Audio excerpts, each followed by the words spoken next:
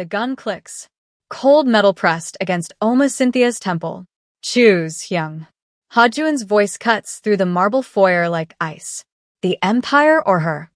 She's on her knees. Hands zip-tied behind her back. Blood trickles down her dark cheek from where one of the Park family's men struck her. The crimson stands out against her rich brown skin.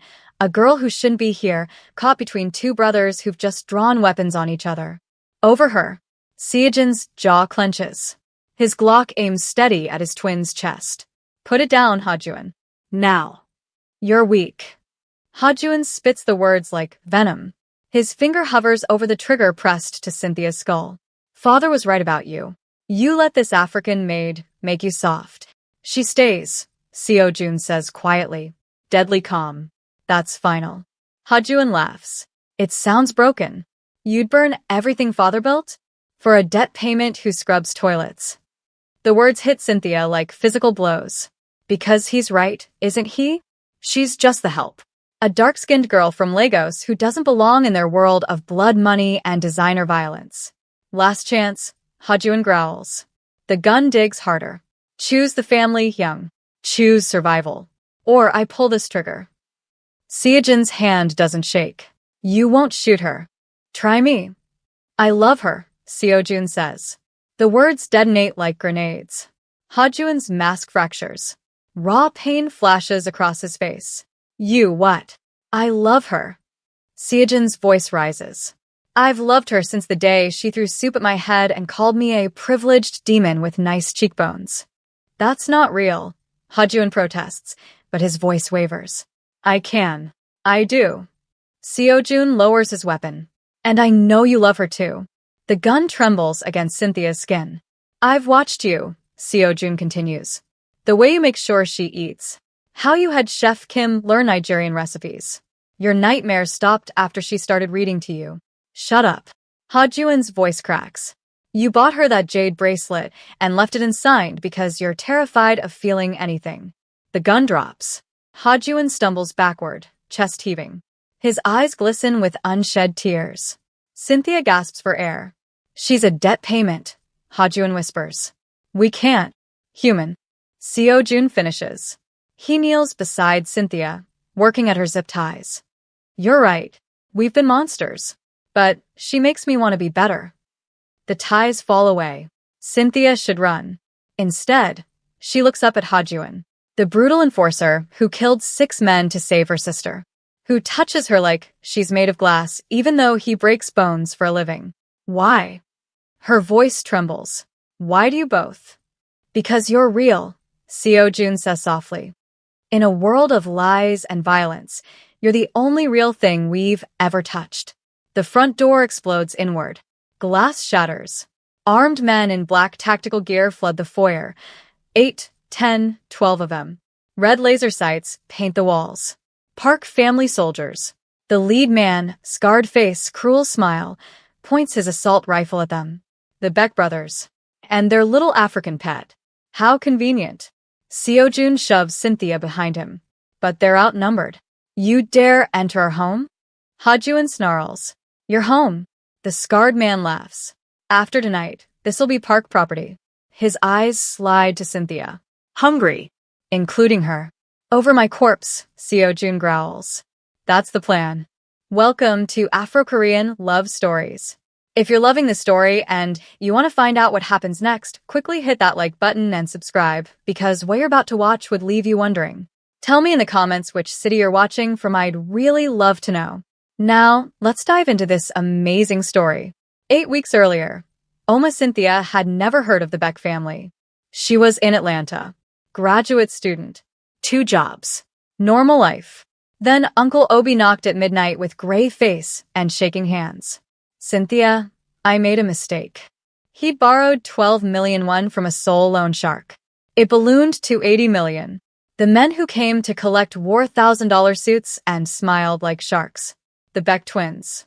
2 identical Korean men in her hallway. Devastatingly handsome. Dressed in all black. Your uncle owes us 80 million won. The one on the left said smoothly. Roughly 60,000 US dollars.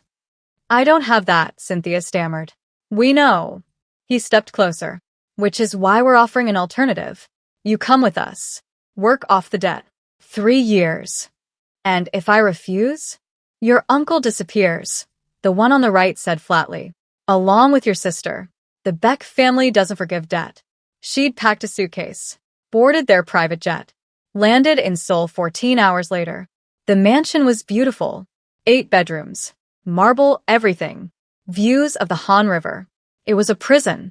Your room, Seo-jun, the left twin, said, opening a door to a space larger than her entire apartment. The keypad changes daily. Ha-jun, the right twin, added coldly.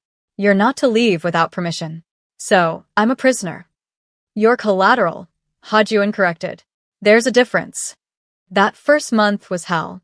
Mrs. Choi, the stern head housekeeper, worked her brutal hours. 5 a.m. wake-ups. Clean. Serve. Scrub until her hands bled. The staff whispered. Placed bets on how long before one of the twins broke her in. But weeks passed. Neither brother touched her. Seo-jun was always polite. Too polite. He'd thank her, ask about her day, teach her Korean phrases over breakfast. Ha-jun barely acknowledged her. Just grunts and silence. Then week 6 changed everything. Cynthia found photographs in Ha-jun's office. A young boy with bruises. Cigarette burns. Their father's hand around his throat. Years of documented abuse. What are you doing? Ha-jun appeared in the doorway, voice deadly. I didn't mean. Get out. She ran. But that night at 3 a.m., she found him in the library. Scars crisscrossing his bare chest. You saw them, he said quietly. She nodded. He's dead now. Our father. Seo-jun thinks I'm free. Ha-jun stared at the city lights. But I'm not. Trauma doesn't disappear, Cynthia said softly. My parents died when I was 9. I had nightmares for years. My father used to read to me. It helped. She held up her book. Would you like me to read to you? Ha-jun stared, then whispered. Yes. It became their routine. Every night, she'd read. He'd listen. His nightmares faded. And everything changed. Seo-jun noticed the change in his brother immediately. Ha-jun stopped disappearing for days. Started eating breakfast with them. Even smiled once, a real smile, when Cynthia accidentally knocked over a vase and cursed in Igbo. What are you doing to him? Seo-jun asked one morning. Cynthia was cutting fruit. I'm not doing anything. You're making him human again. Seo-jun moved closer, studying her. In our world, Ha-jun is a weapon. But you see something different. I see someone who is hurt. She met his eyes. Just like I see someone who pretends to be okay when he's drowning. Seo-jun's breath caught. What? You think I don't notice? How you pour whiskey but never drink it. How your hands shake before calls with the elders. How you apologize for things that aren't your fault. His mask slipped. You're dangerous, Oma Cynthia. Why? Because you make me want impossible things. He left before she could respond. But she felt it too. That pull. That terrifying attraction to both brothers. It should have disgusted her. They'd kidnapped her. Owned her. But Seo-jun brought her plantains from markets 2 hours away. Secretly enrolled her in online classes. Played old Nollywood films because he'd researched her culture. Ha-jun beat a staff member unconscious for making racist comments about her skin. Left Korean sweets outside her door. Installed a phone line so she could call her sister weekly. They were monsters. They were men. And she was falling. The breaking point came in week 8. Cynthia's younger sister Adana called, voice frantic. Cynthia, there are men outside our house.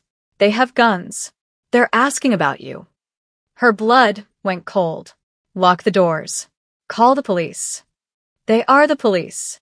Adana sobbed. They say Uncle Obi owes them too. They want me instead.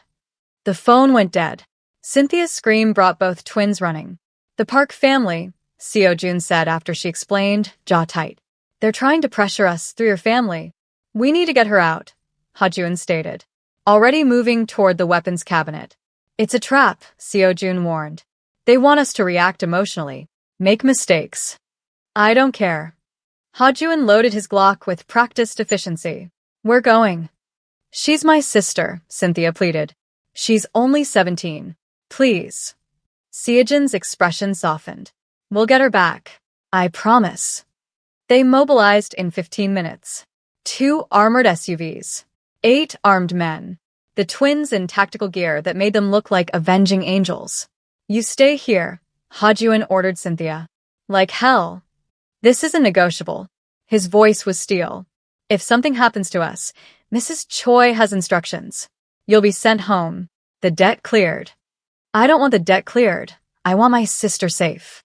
Tears streamed down Cynthia's face. Please, just bring her back. Seojun cupped her face gently. We will. I swear it. Then they were gone. The next 4 hours were torture. Cynthia paced the foyer. Mrs. Choi tried making her eat. Chef Kim brought tea she couldn't drink. The staff whispered nervously. Finally, headlights swept the driveway. 1 SUV returned. Only 1. Cynthia's heart stopped as Seojun stumbled out, supporting Hajun, who was bleeding from his shoulder. Behind them, 2 men carried Adana. Cynthia ran. Her sister was alive. Bruised but alive. They collapsed into each other's arms, sobbing. What happened? Cynthia demanded once Adana was settled with the medic. Seojun's face was grim. Ambush. The parks had 20 men waiting. We lost 4 of ours. Hajun. Bullet went through. Hajun grimaced as the doctor cleaned his wound. I'll live. He killed 6 of them, Seojun said quietly. Saved your sister when they tried using her as a shield. Cynthia looked at Hajun. This brutal man who just risked everything for a girl he barely knew. Because she mattered to Cynthia. Why? She whispered. Hajun's eyes met hers. Raw. Vulnerable. Because losing you would destroy me. And losing her would destroy you. The confession hung in the air.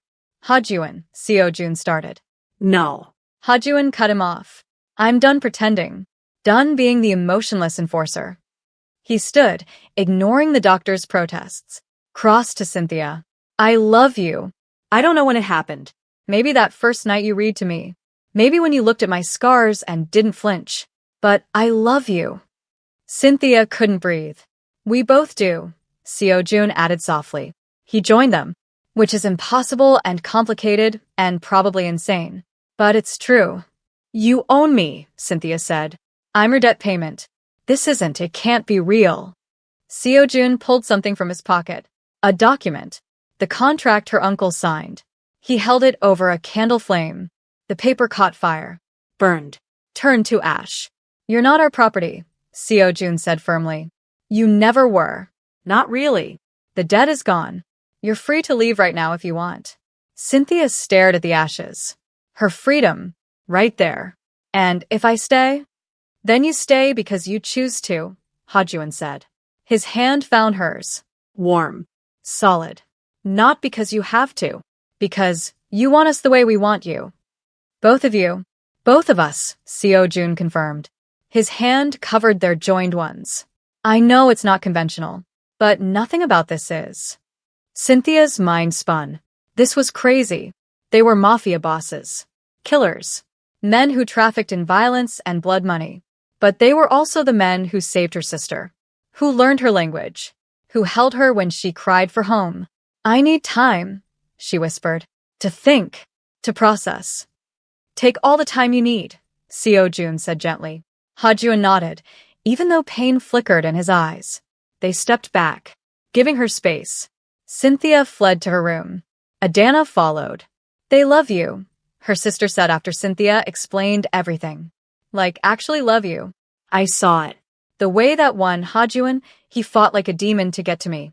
Kept screaming that if I died, you'd never forgive him. It's Stockholm Syndrome, Cynthia argued. Or trauma bonding or... Is it? Adana challenged. Because from where I'm sitting, you love them too. Did she? Cynthia thought about Seojun's gentle smiles. His careful questions about her dreams. How he'd rearranged his entire schedule to have breakfast with her. Hajun's midnight confessions. The way he'd started leaving his office door open when she cleaned. A silent invitation to stay, talk, just exist together. How both of them looked at her like she hung the moon. I do, she admitted. God help me. I love them both. Then what's the problem? They're criminals, Adana. The Mafia. They've killed people. They also just saved my life. Her sister gripped her hands. I'm not saying it's not complicated, but love is complicated. And you deserve to be happy, even if it looks different than you planned. Before Cynthia could respond, gunfire erupted downstairs. Glass shattered. Men shouted. More gunfire. Rapid, deafening. Cynthia grabbed Adana, pulling her into the bathroom. Stay down. The door burst open. Mrs. Choi stumbled in, blood on her temple. They're here. The Parks. They broke through the gates. How many? Cynthia's heart hammered. Too many. Mrs. Choi locked the bedroom door. The twins are downstairs, but... An explosion rocked the mansion. The lights flickered. We need to move, Cynthia decided. The panic room. Seo-jun showed me. Third floor, Mrs. Choi confirmed.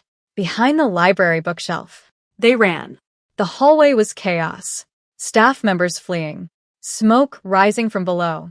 Cynthia heard Ha-jun's voice. Cold, commanding, deadly. Then Seo-jun's, equally lethal. They reached the library. Cynthia's hands shook as she pulled the correct book, a red leather volume of Korean poetry. The bookshelf clicked, swung open. Inside. Now. Adana and Mrs. Choi disappeared into the safe room. Cynthia hesitated. Below, the fighting intensified. She couldn't just hide while. Cynthia. Seo-jun appeared at the library entrance, blood on his face. Get in the panic room. You're hurt. I'm fine. Get inside. Lock it. Don't open it for anyone but us. He gripped her shoulders. Promise me. Seo-jun. He kissed her. Hard. Desperate. Promise. I promise. He pushed her toward the safe room. The door sealed with a heavy thunk. Hydraulic locks engaged. Inside was luxury. Water. Food. Monitors showing security feeds. Cynthia watched the screens, horrified. Park family soldiers flooded the mansion. 20. 30. Maybe more. They moved with military precision, executing staff members who didn't flee fast enough. Oh God, Adana whispered. On screen 4, Ha-jun fought like a demon. 3 men down already. His movements were brutal efficiency, each strike lethal, no wasted motion. On screen 4, Ha-jun fought like a demon. 3 men down already. His movements were brutal efficiency, each strike lethal, no wasted motion. Screen 2 showed Seo-jun coordinating their remaining men, barking orders, firing with deadly accuracy. But they were outnumbered 3-1. They're going to die, Mrs. Choi said quietly. The Beck twins always knew this day would come. Their father made too many enemies. No. Cynthia's voice was steel. No, they're not dying today. What can we do? We're locked in. Cynthia studied the control panel. This room has communications, right? External lines? Yes, but then we call for help. Cynthia grabbed the phone. What's Kim Da-jang's number? Mrs. Choi's eyes widened. The syndicate elder? He won't. He will if he wants to stop a war. Cynthia was already dialing the number Mrs. Choi reluctantly provided. The Parks attacking the Beck's home is a violation of syndicate law. He'll have to respond. The phone rang. Once. Twice. Who is this? A gravelly voice answered. My name is Cynthia. The Beck mansion is under attack. Park family soldiers are executing civilians. If you don't intervene, this becomes a syndicate-wide war. Silence. The African girl, Kim Da-jang finally said. I've heard about you. The twins' weakness. I'm not their weakness. I'm their reason to survive. Cynthia watched Ha-jun take a bullet to the leg on screen. Her stomach lurched. And if they die tonight, I'll make sure every syndicate family knows the Parks murdered them in their own home. I'll go to the media, the police, international authorities. I'll burn your entire operation down. You're bluffing. Try me? Her voice didn't shake. I have nothing left to lose. Another pause. You're either very brave or very stupid. Both. Are you sending help or not? I'll have men there in 10 minutes. If the twins are still alive. The line went dead. 10 minutes. Cynthia's eyes locked on the screens. Ha-jun was down. still fighting from the ground, but bleeding badly. Seojun dragged him behind an overturned table. 7 minutes. The park soldiers closed in. Their leader, the scarred man from earlier, smiled as he approached the twins' position. 5 minutes. Any last words? The scarred man raised his rifle. Seojun shielded his brother. We'll see you in hell. 3 minutes. Cynthia couldn't watch. Couldn't breathe. Then sirens. Tires screeching. Doors slamming. New gunfire erupted. Different weapons, different patterns. Kim De-jang's men had arrived. The park soldiers tried retreating. Too late. They were surrounded. Cut down methodically. The scarred leader raised his hands. Surrendered. Cynthia waited until Mrs. Choi confirmed it was safe. The hydraulic locks disengaged. She burst from the panic room, flying downstairs, through smoke and blood and bodies. Seojun. Ha-jun. She found them in the main hall. Both alive. Both bleeding. Ha-jun's leg was tourniquet. Seojun's arm hung at an odd angle. But alive. You called Kim De-jang, Seojun said, voice rough with pain and something else. Ah. You threatened a syndicate elder. I told him I'd burn everything down if you died. Cynthia knelt between them. Was that stupid? Incredibly stupid. Ha-jun managed. Then smiled, actually smiled. And the bravest thing I've ever seen. You saved us, Seojun added softly. His good hand found hers. Again. You saved my sister. We're even. No. Ha-jun's hand covered theirs. Blood-stained. Trembling. We're not even close to even. You gave us something we never had. What? A reason to live instead of just survive. Cynthia's tears finally fell. I can't lose you. Either of you. I tried telling myself it was wrong or crazy, but I don't care anymore. I love you both, and I'm staying. Even though we're criminals? Seojun asked. Even though. Especially though. She looked between them. But things change. No more senseless violence. No more trafficking. We build something better. We. Ha-jun raised an eyebrow. We. You think I'm just going to sit around looking pretty? I have a degree in social work, remember? Despite everything, Seojun laughed. Then winced. Broken ribs. Don't make me laugh. Idiot. Ha-jun muttered affectionately. Kim De-jang approached, flanked by guards. The Park family will answer for this violation. Their assets will be redistributed. His eyes settled on Cynthia. You have fire, girl. The twins chose well. I chose them, Cynthia corrected. There's a difference. The elder's lips quirked. Indeed. He nodded to the twins. Heal. Then we discussed the future of your territory. After he left, medics swarmed. But neither twin released Cynthia's hands. This is really happening? Ha-jun asked quietly. You're really choosing this life? I'm choosing you, Cynthia corrected. Both of you. The life we build together. Seojun squeezed her hand. Then we build something worth choosing. 3 months later, the Beck mansion had transformed. No more armed guards at every door. No more blood-stained marble. The staff smiled now, actually smiled, when Cynthia walked past. She stood in what used to be a weapons storage room. Now it held desks, computers, filing cabinets. A sign on the door read, Beck Foundation, Youth Outreach Program. You're really doing this, Adana said from the doorway. Her sister had stayed in Seoul, enrolled in university, turning a Mafia empire into what? A charity. Not a charity. A bridge. Cynthia organized files. These kids, the ones the syndicate used to recruit, they need options. Education. Job training. A way out. And Seojun and Ha-jun agreed to this? They suggested it. Cynthia smiled. Turns out even Mafia bosses want redemption. Footsteps behind her.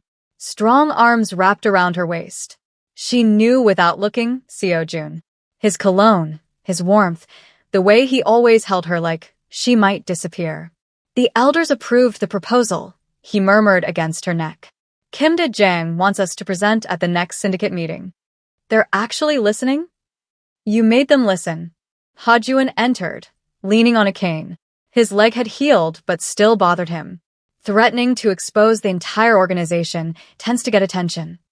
Adana snorted. My sister, the Mafia reformer. Someone has to drag you people into the 21st century, Cynthia teased. Then sobered. But seriously, this works? We can actually change things. We're trying. Seojun turned her to face him. It won't be overnight. Some families will resist. But the younger generation, they're tired of the violence. They want legitimacy. Plus, Hajun added with dark humor, the ones who resist tend to have unfortunate accidents. Hajun. I'm joking. He wasn't entirely joking. Mostly. Cynthia shook her head. You two are impossible. You love us anyway, Seojun said. Not a question anymore. Unfortunately. But she was smiling. The past 3 months had been complicated. Learning to navigate a relationship with two men. Men who were brothers. Men who'd kidnapped her. The world wouldn't understand. But they'd created their own world. One where Seojun planned romantic dinners and Hajun left poetry on her pillow. Where all three of them fell asleep tangled together, finally safe. Where love looked different but felt right. Mrs. Choi appeared urgent. Sirs. Miss Cynthia, we have a situation. The warmth evaporated instantly. Both twins went lethal. What situation? Hajun demanded. Park Ji-woo escaped custody. He's making threats. The scarred leader. The man who'd tried killing them all. Cynthia's blood chilled. What kind of threats? Mrs. Choi hesitated. Against you specifically. He's posted on dark web forums. Calling you the African whore who destroyed his family. There's a price on your head. 5 million won. That's barely $40,000, Hajun scoffed. Insulting, really. Not helping, Seojun snapped. He pulled out his phone, already dialing. I'm calling Kim De-jang. This violated the peace agreement. Peace agreement?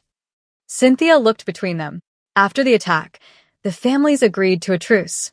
Seojun explained while waiting for pickup. The Parks were supposed to stand down. This breaks that accord. Which means we can retaliate legally, Hajun said. His hand drifted to the concealed weapon at his waist. Within syndicate law. No. Cynthia's voice was firm. No more killing. We're breaking the cycle, remember? He wants you dead. So, we outsmart him. She thought fast. Can we trace the forum post? Find his location. Seojun's eyes lit up. You want to bait him. I want to end this. Permanently. But without adding to the body count. What do you think should happen next? Should Cynthia confront Park Ji-woo directly? Or should the twins handle it their way? Drop your thoughts in the comments below. Hajun studied her. You have a plan. Maybe. How good is syndicate security footage? Excellent. Why? Because if we can get him on camera making an attempt on my life, the elders have to respond. He becomes everyone's problem, not just ours. Seojun caught on. You want to set a trap. Use yourself as bait. Absolutely not, Hajun growled. It's the only way to force the syndicate's hand without you two getting blamed for breaking the truce. Cynthia crossed her arms. Unless you have a better idea? Silence. I hate when she's right, Hajun muttered. I hate when she's in danger, Seojun countered. But he was thinking. Planning. We'd need the perfect location. Controlled environment. Multiple cameras. Backup positioned, but hidden. The foundation office opening next week, Cynthia suggested. Public event. Media coverage. Lots of witnesses. You're insane, Adana breathed. I'm strategic. Cynthia looked at the twins. Do you trust me? They exchanged that silent communication twins have. Finally, Seojun nodded. We trust you. But we're going to have 50 armed men in that building. Make it 100, Hajun added. Deal. The week passed in tense preparation. Seojun coordinated security, disguised guards as caterers, journalists, even guests. Hajun ran weapons checks obsessively. Cynthia rehearsed her speech for the foundation opening, pretending her hands didn't shake. The night before, she couldn't sleep. She found Hajun in the library, their spot. He looked up from his book. He actually read now for pleasure and opened his arms. She curled into his lap. Safe. Scared, he asked softly. Terrified. Good. Fear keeps you sharp. His hand stroked her hair. But you know we'll die before we let him touch you. That's what I'm afraid of. She looked up at him. I can't lose you, Hajuan. Either of you. You won't. He kissed her forehead. We've survived worse. We'll survive this. Seo-jun appeared with tea. He'd taken to caring for them both.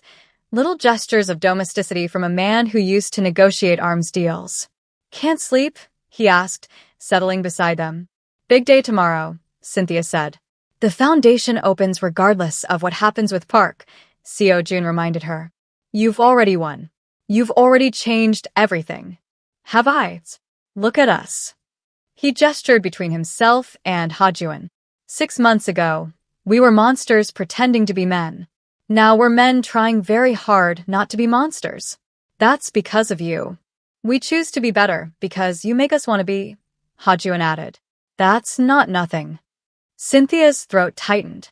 I love you both. So much it scares me. Good, they said in unison, then laughed. That night, they stayed tangled together in the library. No nightmares. No fear. Just 3 people who'd found something impossible and chose it anyway. Morning came too fast. The foundation office gleamed. Cameras everywhere, official ones for the media, hidden ones for security. 200 people filled the space. Politicians, journalists, community leaders, and somewhere, Park Ji-woo, waiting. Cynthia took the podium in a blue dress that matched the foundation logo. Seo-jun and Hajuan flanked her in matching suits, looking devastating and dangerous. Thank you all for coming, she began. Her voice projected confidence she didn't feel. The Beck Foundation represents a new direction. She spotted him 15 minutes into her speech. Park Ji-woo, scarred face, dead eyes, moving through the crowd with purpose. Cynthia's heart slammed against her ribs, but she didn't stop talking. A direction that prioritizes healing over violence, opportunity over exploitation. Park Ji-woo moved closer. His hand disappeared into his jacket. Seo-jun tensed beside her. Hajuan's fingers twitched toward his concealed weapon. Because change doesn't happen through fear.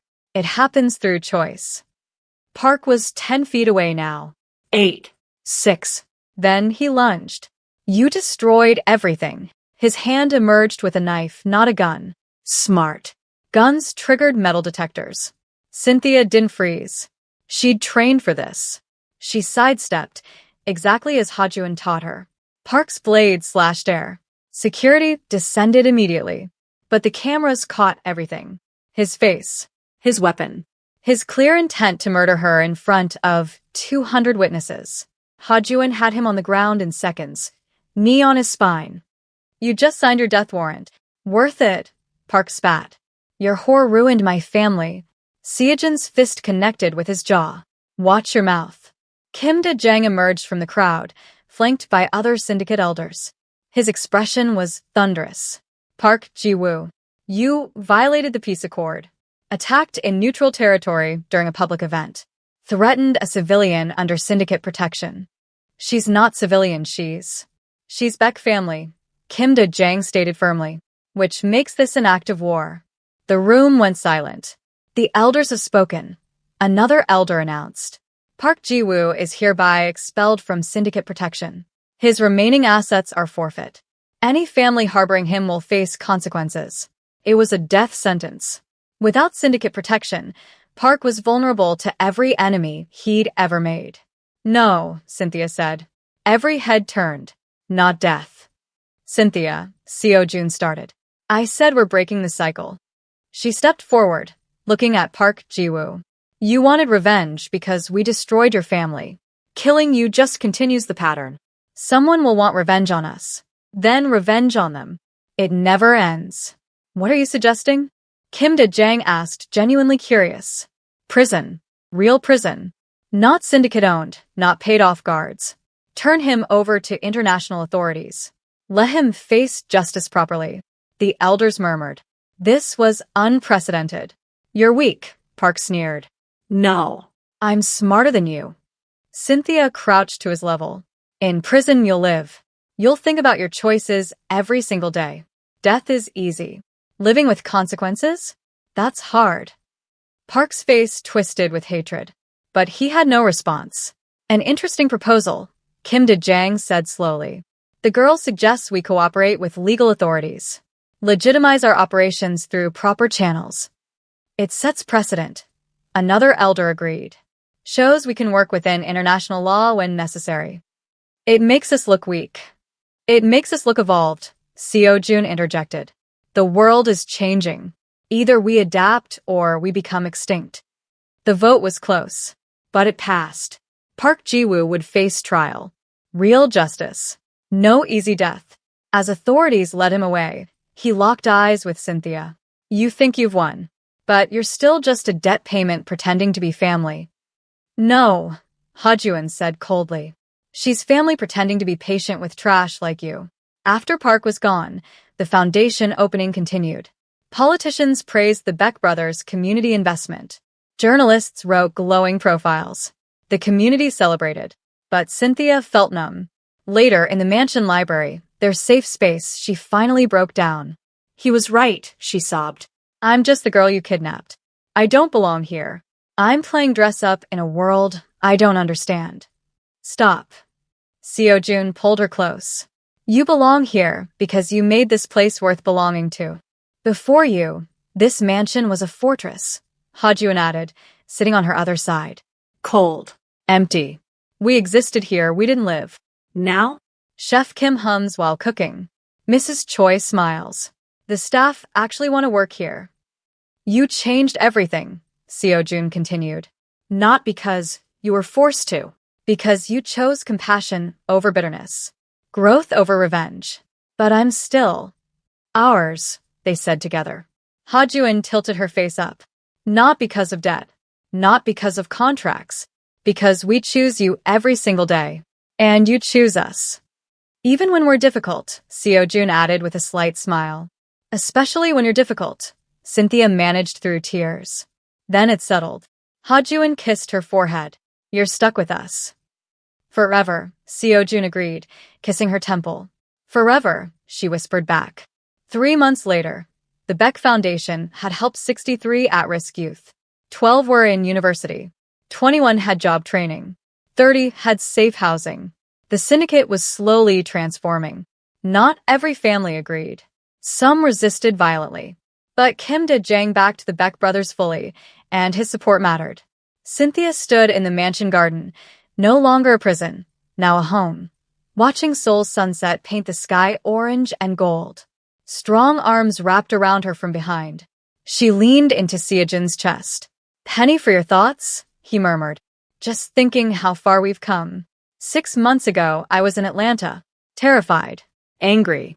Now. Now I can't imagine being anywhere else. Ha-jun joined them, having finished a business call. His limp was barely noticeable now. The Kim family wants to replicate our foundation model. For other families are interested. We're actually changing things, Cynthia breathed. You're changing things, Ha-jun corrected. We're just following your lead. She turned to face them both. These impossible, complicated, beautiful men who'd somehow become her entire world.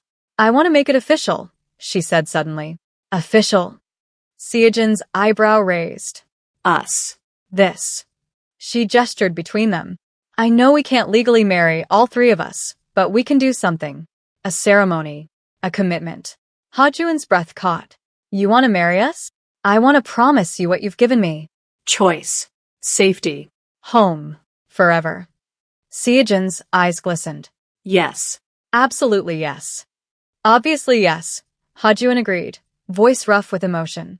2 weeks later, in the mansion's private garden, they held a ceremony. No legal documents. No government recognition. Just Mrs. Choi, Chef Kim, Adana, and Kim De-jang, their chosen family, witnessing 3 people promise to choose each other every day. Cynthia wore traditional Nigerian iro and buba in deep blue. The twins wore matching hanbok in black and silver. 3 rings, custom designed, interconnected, symbolized their union. I was sold to you as payment, Cynthia said during her vows. But you gave me something priceless. You gave me myself back. My choice. My power. My love. I choose you both, today and always. I was raised to be a weapon, Ha-jun said, voice thick. You taught me I could be human. That strength isn't just violence. That love isn't weakness. I choose you always. I was trained to negotiate everything, Seojun added. But you don't negotiate love. You surrender to it. I surrender to you. Choose you. Forever. They exchanged rings. Kissed. All three of them, tangled together, laughing and crying. Kim De-jang raised his glass.